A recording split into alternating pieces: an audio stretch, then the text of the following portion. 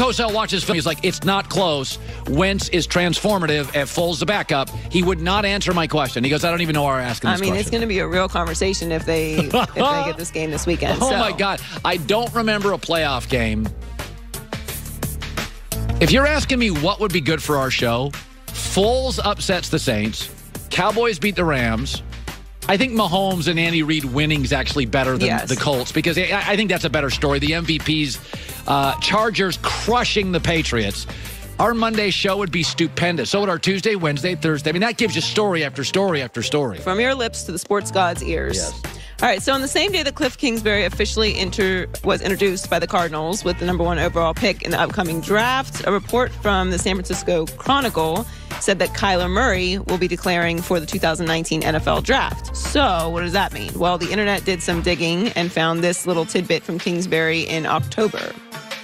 Kyler he's a freak, man. Kyler is a freak, and I've followed him since he was a sophomore in high school, and just think the world of him and what he can do on a football field. And I've never seen one better in high school, and he's starting to show it now at the college level. And I don't have enough good things to say about him. He's phenomenal. I've never seen him have a poor outing, not one, which at quarterbacks it's impossible to do, but he's done it. And I don't know, I'd take him with the first pick of the draft if I could. I know he's signed up to play baseball, but he is a dominant football player, and I would take him with the first pick. Hey, by the way, he even had better numbers than Baker Mayfield, and Baker put up stupid numbers at Oklahoma. By the way, only 66% of Major League Baseball first-round picks make it to the big leagues. 100% of first-round NFL picks make it to the NFL. Right. And by the way, the numbers for baseball players lasting 3 years is under 50%. So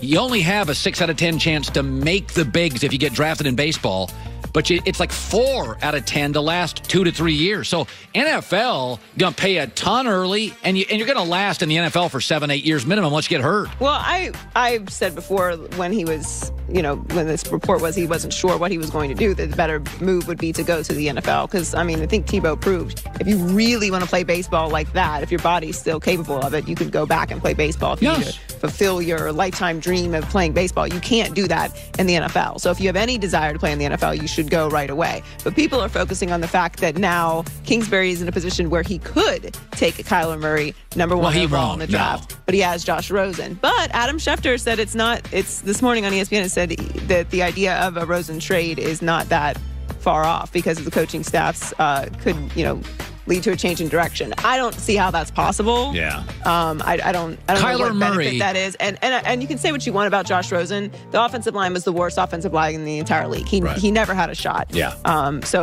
This is not going to happen. And look, it's very easy for him to say, just like us, like saying, oh, well, we would take so-and-so number 1 overall in the draft.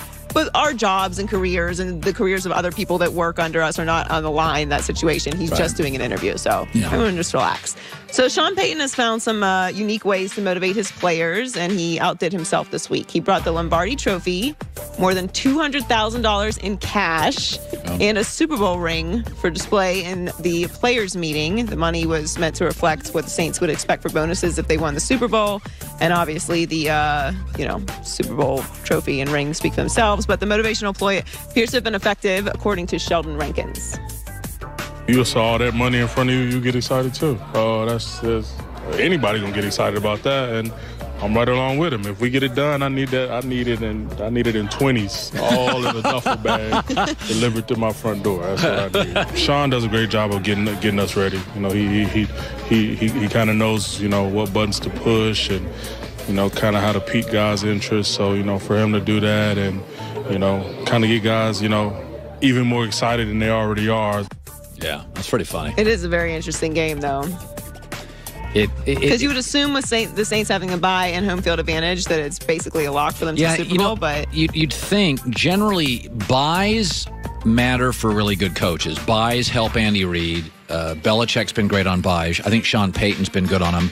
They don't help every coaching staff. I tend to think a buy really helps Drew Brees because they're a very clever offense, and if it gives you another 4 or 5 days schematically to draw some tricks up. I feel like it's more beneficial to obviously for the experienced coaches, but for the experienced quarterbacks meaning that they're older. So getting another week of rest. Like, I don't love the bye for the Rams. I don't necessarily love the bye for the Chiefs either. Yeah. But for the Patriots and the Saints, I think it's a good thing. And finally, speaking of the Rams, Todd Gurley hopes to put the questions about his injured knee to rest this Saturday against the Cowboys. He missed the last 2 games of the regular season because of inflammation in his left knee. And he appears to be growing very tired of the speculation that he will be ready come game time. I ain't been on the field in the last 2 weeks, so it's like, why is Todd not on the field? It's his knee, so we want to know how his knee doing and, get an update. So, and then I don't have to keep getting tweets and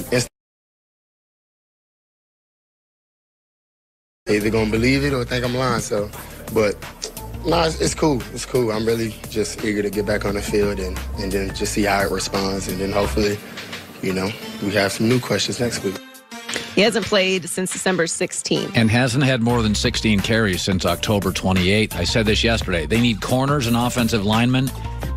It's cool. Draft another running back, 2nd, 3rd round. There's nothing wrong. I mean, New England and Philadelphia are winning a lot of games with a series of good running backs. I don't have a problem having Zeke or Gurley, but I would love to have a backup like the Chargers do. They can have carry a strong backup. 8, 9 carries a game. I love Melvin Gordon, 17 carries, 3 catches. But, I mean, Zeke, it's like 384 touches. That's why Clayton Kershaw's fastball disappeared. You can't ask 270 innings 9 years in a row. Yeah, well, they definitely need a strong backup, but he is going to be crucial to this game. So hopefully his knee is 100%. Good stuff. Joy with the news. Well, that's the news. And thanks for stopping by. The Herd Lie News. My friend the Duggar had dinner with him last night. One of those corporate things. Doug got